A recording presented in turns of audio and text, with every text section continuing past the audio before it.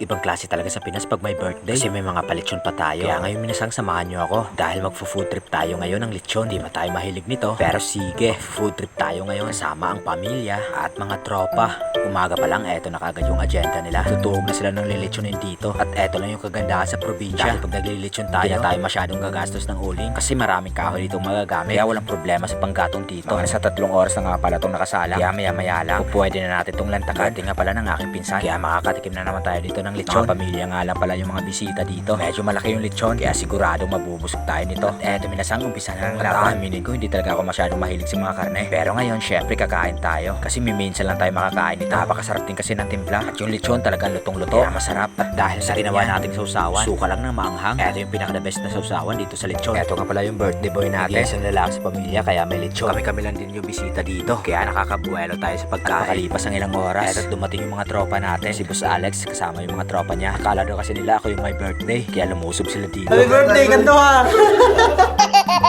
Mga bisita sa akong birthday! Happy birthday, bay! I-greet po ko ninyo eh! Birthday ba ya? Birthday Greet ka ko ba? na, birthday bro! Karagit. Okay, Happy birthday na ako, happy birthday! Kasama, dito na naman tayo. Ano ha? What's up mga minasang? Ay, akong pinaka-idol eh. Yes!